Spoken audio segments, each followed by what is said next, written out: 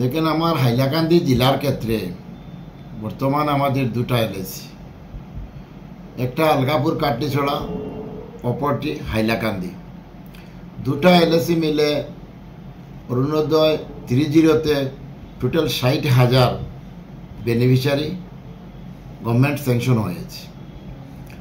এর মধ্যে দেখা গেছে আমরা প্রথম যখন বিধায়ক হইলে 16 ইংরেজিতে সর্বানন্দ সোনোয়াল সাহেবের যখন সরকার ছিল, তখন অরুণোদয় প্রথম 10 দেওয়া হয়েছিল।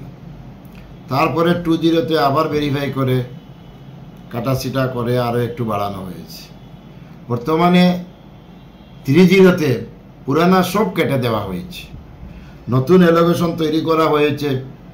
গত পার্লামেন্টের ভোটের হিসাব মতো বর্তমান সরকার যে PS wise, pulling station wise যেটা ঠিক করা হয়েছে অতি লজ্জাজনক।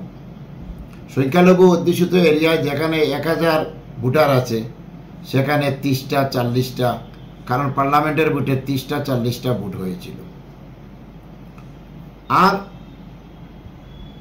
বাকি এরিয়াগুলিতে মেজরিটি এরিয়া যেগুলো সংখ্যালঘু অধ্যুষিত ছাড়া, সেখানে 300 400 500 ভোটারের দিকে 100 100 150 এরকম ঠিক করা হয়েছে। যাই হোক, একটা লিস্ট রেডি হয়ে তখন যে ডকুমেন্টগুলোর বিসঙ্গতির কারণে আবার লিস্ট যেটা আউট হয়েছে তাতে দেখা গেল হাইলাকান্দি জেলায় পুরানা 27,000 বেনিফিশিয়ারির নাম বাদ দেওয়া হয়েছে, যেটার মধ্যে সরকারের গাইডলাইনে আছে যে বিধবা, হ্যান্ডিক্যাপ প্রায়োরিটি 1,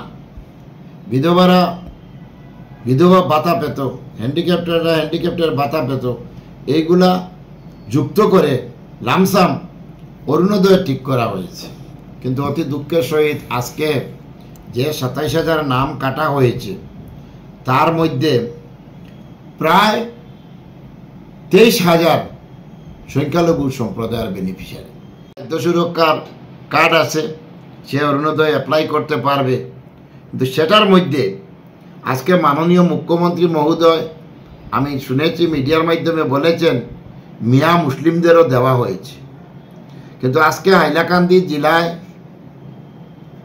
আজকে সংখ্যালঘু সম্প্রদায়ের 65% জেলাভিত্তিক, কিন্তু অরুণোদয়ের ক্ষেত্রে 30% অরুণোদয় সংখ্যালঘু সম্প্রদায়ের মহিলারা পেয়েছেন, আর বাকি 70% অন্য ধর্মাবলম্বীর লোকেরা পেয়েছে।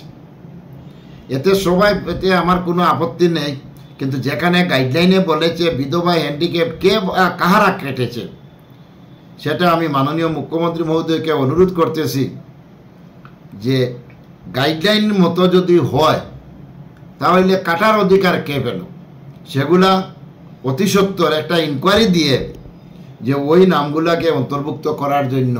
না হলে আমিও আইনসভার সদস্য, আমি এই যারা নাম বিধবা, হ্যান্ডিক্যাপ কাটা হয়েছে বিশেষ করে ওদেরকে নিয়ে আমি মহামান্য হাইকোর্টে সেটার বিচার চাইব। কারণ মুখ্যমন্ত্রী নিজে বলছেন, আর সেখানে যে এত সুন্দর একটি প্রকল্প গরিব দুঃখীদের, সেটাতেও রাজনীতি করা হয়েছে, জাতপাতের উপর ভিত্তি করে অরুণোদয় দেওয়া হয়েছে। সেটা কোনো অবস্থায় হাইলাকান্দির জনসাধারণ মেনে নিতে পারবে না।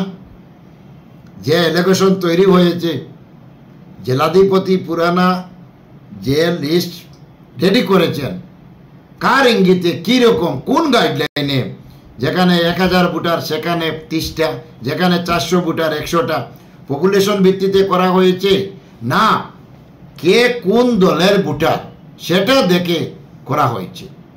আজকে যে লিস্ট বাইর হয়েছে, যে গরিব দুঃখীরা কিভাবে কান্নায় ভেঙে পড়েছেন, যে অরুণোদয় 7 বছর 8 বছর পেয়েছেন, ওদের প্রমাণ আছে।